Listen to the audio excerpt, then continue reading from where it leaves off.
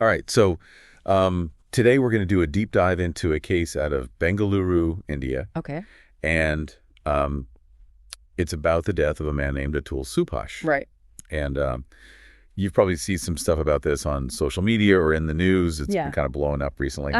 But we're going to try to piece together exactly what happened from court documents and news reports and kind of really get to the bottom of this. It's a fascinating case. It is. And a very tragic one. Yeah. So Atul Subhash, he was a deputy general manager at a private firm, 34 years old, and he left behind this suicide note and a video before his death alleging harassment from his estranged wife and her family. Yeah, this is what's really captured the public's attention. Right. You know, to have this 24-page suicide note and then this 80-minute video. Yeah. What exactly was he accusing them of? Well, it seems like the main thing was money. He was saying that his wife, Nikita Singhania, and her family were pressuring him for increasingly large amounts of money. Wow. It started at 1 crore for a settlement. Okay. But then it went all the way up to 3 crore. Wow, that's a lot. Yeah. And he also said that they were charging him just to see his son. What? 30 lakh for visitation rights. Oh, my gosh. It's a very messy situation. Yeah, so it sounds like it wasn't just about the money. Right. Were there other things going on? Well, he also said that his wife had filed 9 legal cases against him. 9? What were they about? Some really serious charges like murder and dowry harassment. Oh. Even unnatural sex. And some of those involved his parents, too. That's right. Gosh, so 40 times he had to travel from Bengaluru to Jaunpur for these hearings. Yeah, according to him. Which is just an incredible amount of pressure. It's grueling. And there's this one really disturbing detail in his note. Atul said that his wife mocked him in court. Really? Yeah, and suggested that he could commit suicide. Oh, my. And get this. He said that the judge actually laughed. What? Yeah, it was a family court judge in Uttar Pradesh. I can't believe that.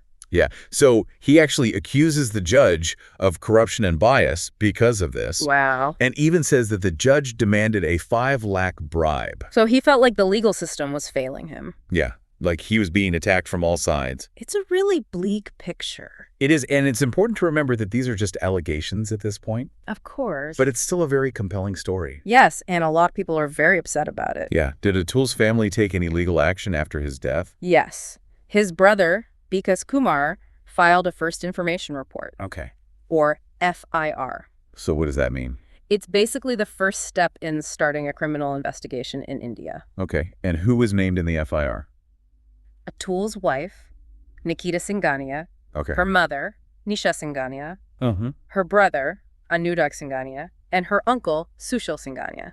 So the whole family? Yeah, pretty much. What were they charged with? Abetment of suicide. And what does that mean exactly? It means that they are accused of encouraging or instigating Atul's suicide. Okay. And also joint criminal liability. Okay, so what's the latest on the case? Well, the Allahabad High Court granted anticipatory bail to Sushil Singhania, the uncle. Now, hold on. What is anticipatory bail? So in India, if you think that you're going to be arrested, you can apply for this type of bail. Okay. And if it's granted, it means that you can't be arrested while the investigation is ongoing. So he's free for now. That's right. And this whole thing has really blown up online, hasn't it? It has. I mean, it's a crazy story. It is. Suicide note, a video, accusations of corruption. It's the kind of thing that goes viral. It has gone viral. What are people saying about it? There's a lot of anger directed at Atul's wife and her family. I bet. People are calling for justice for Atul, and they're also putting pressure on Accenture, where his wife works. Yeah, it's interesting how social media can do that. It's powerful. Amplify these kinds of stories and bring pressure on people. Absolutely. But it's also important to remember that everyone is innocent until proven guilty. Yes, very important. Okay, so what about Atul's family? How are they reacting to all of this? Well, they're obviously grieving, Right. but they're also very frustrated. Yeah. Atul's father, Pawan Kumar, has said that Atul was really unhappy with how the mediation process was going. Okay. He felt like it was biased against him. So he felt like the system wasn't working for him. Yeah, and the family has also talked about how hard it was for him to make all of those trips for court hearings. Right. 40 trips. So it's just a really tragic situation all around. It is. Alleged harassment, financial pressure, a potential misuse of the legal system. Yes. And a family that's dealing with a devastating loss. It's a lot to unpack. It is, but what are some of the bigger issues that this case brings up? Well, that's what's so fascinating of this case. Okay. It's not just about Atul's death. This is a story that touches on some really important societal concerns. Like what? Well, for one thing, it raises questions about the pressures that men face in marital disputes. Yeah, I've seen people talking about that online. It's a big issue. Yeah, like, are the laws that are meant to protect victims of dowry harassment or domestic violence always being used fairly? Exactly. It's a tough question. It is. And while those laws are definitely important, there's always the potential for them to be misused. And Atul's story is a really sad example of what can happen when that happens. Yes. And I want to be clear here. Sure. We're not taking sides. Right. There's an investigation going on, and everyone deserves a fair trial. Absolutely. But I think it's important to talk about these issues. I agree. Because they're really important. Yes, and this case has brought them to light in a very powerful way. Yeah, it's like this case is a lightning rod for all these complicated issues. It is. Marriage, gender dynamics, the legal system. All of that. It is, and that's why it's so important to understand the legal side of things. Okay, so let's talk about that. Right. What are the specific charges against Atul's wife and her family? Okay, so the main charge is abetment of suicide. Right. Which is a serious crime in India. Brooks? But it can be hard to prove. Why is that? Because you have to show a direct link between what the accused did and the victim's decision to take their own life. Okay. It's not enough to just show that there was harassment. Right. You have to prove that the harassment was the direct cause of the suicide. So in this case, the prosecution would have to prove that the actions of Atul's wife and her family were the only reason he took his own life. That's right.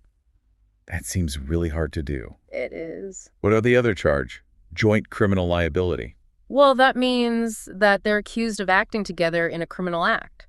So even if their actions weren't the only factor, they could still be held responsible if the prosecution can prove they contributed to Atul's death. Exactly. This is complicated. It is. So this case brings up a lot of questions about how our legal system works. Yeah.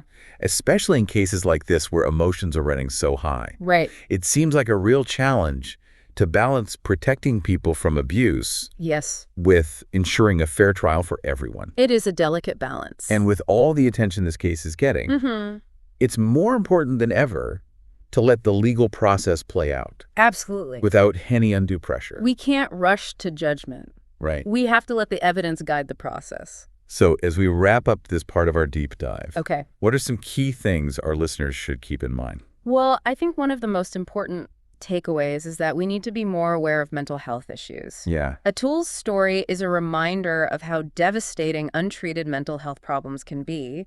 It's hard to imagine the pain he must have been in. It is. And I think it's important to remember that we need to be careful about what we say on social media. Yeah. It's easy to get caught up in the outrage. Yeah. But we have to remember that everyone is entitled to a fair trial. Absolutely. And I think this case also raises some important questions about gender dynamics and how the legal system handles accusations within marriages. Yeah, those are conversations that we need to be having. And I think we need to be open to hearing different perspectives. Absolutely. Even if they make us uncomfortable. That's how we learn and grow. Exactly. And hopefully find solutions. Yeah. So even though this is a really sad story, it can maybe lead to some positive change.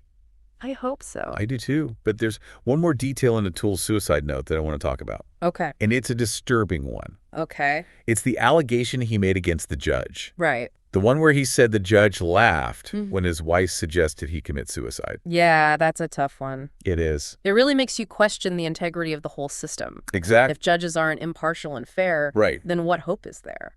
And remember, Atul also accused the judge of corruption. Right. He said he was asked for a bribe. Yeah. That's a serious accusation. It is, and it makes it seem like Atul felt like he had nowhere to turn. It does. Like he was being let down by everyone. It's heartbreaking. It is. So even if the allegations against Atul's wife and her family turn out to be false, this accusation against the judge is still really troubling. It is, and it needs to be investigated. Yeah.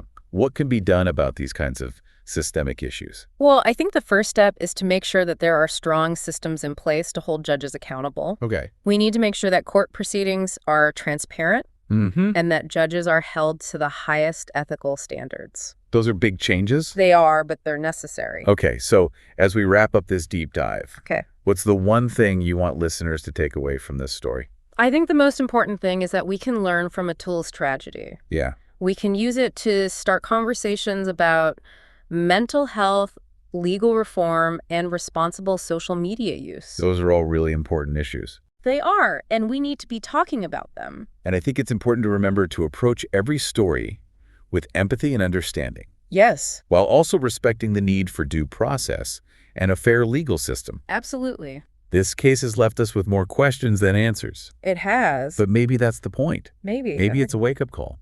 It could be.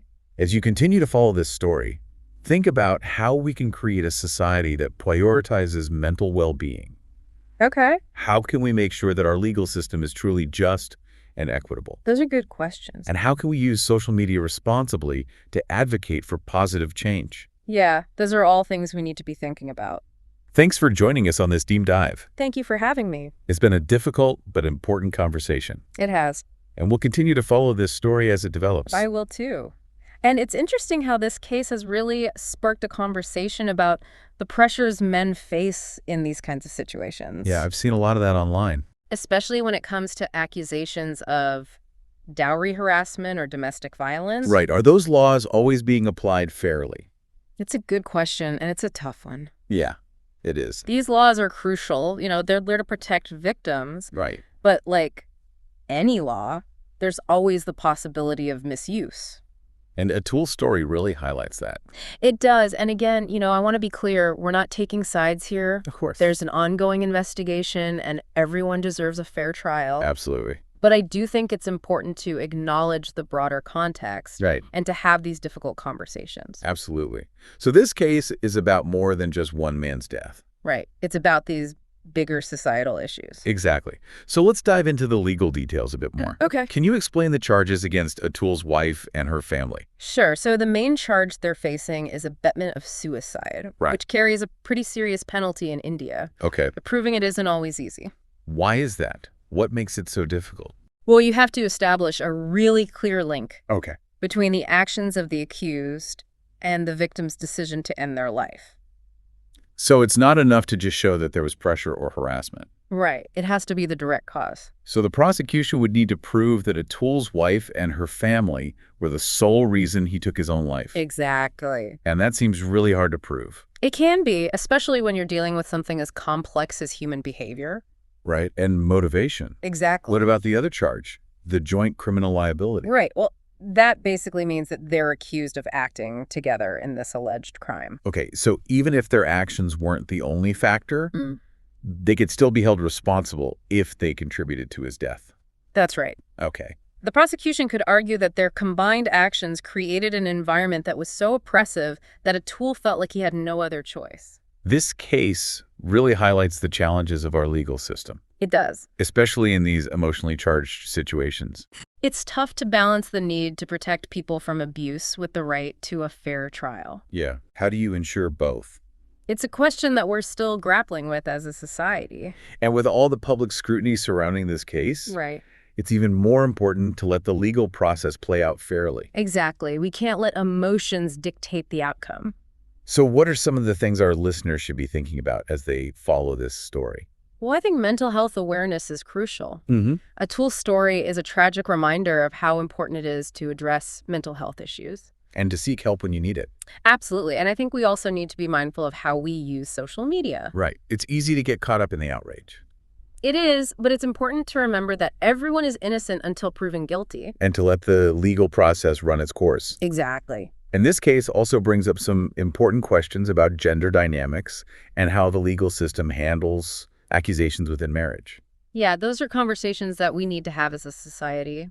And we need to be willing to listen to different perspectives. Absolutely, even if they're uncomfortable. Right. It's the only way we can learn and grow.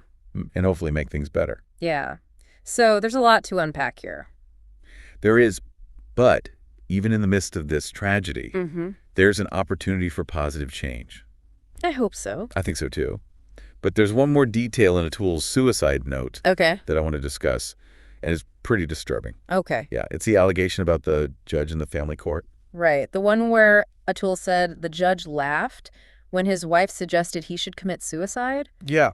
It's awful. It really undermines the whole idea of our justice system. Right. It's supposed to be impartial and fair. Exactly. How can anyone trust the system when something like that happens? It makes you question everything. And remember, Atul also accused the judge of corruption? Oh, right. He said the judge asked him for a bribe. Yeah, it's a serious accusation. Very serious. So it seems like Atul felt betrayed by everyone. Yeah, by his wife and her family, and then by the legal system itself. Like he was trapped. It's a terrible feeling. It is. So even if those allegations against his wife and her family are false, right, this accusation against the judge is still a big deal. It is, and it needs to be investigated. Yeah, so what can we do about these kinds of problems in the system? Well, we need to hold judges accountable. Okay. And make sure that everything that happens in court is transparent. And we need to make sure that judges are ethical. That's a lot. It is. But it's important. Very important. Okay, so as we wrap up this deep dive, what's the one message you want our listeners to take away? I think the biggest takeaway is that we can learn from Atul's story. Yeah.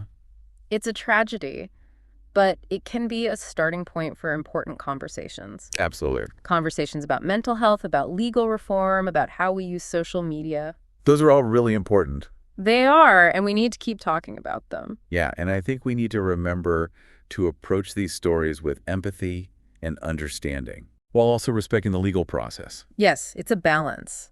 This case has definitely left us with more questions than answers. It has. But maybe that's okay. Yeah. Maybe it's a sign that we need to do better. It could be. So as you hear more about this case, think about these things. Okay. How can we build a society where mental health is a priority? That's a good question. How can we make sure that the legal system is fair for everyone? Yeah. And how can we use social media in a responsible way to make positive change?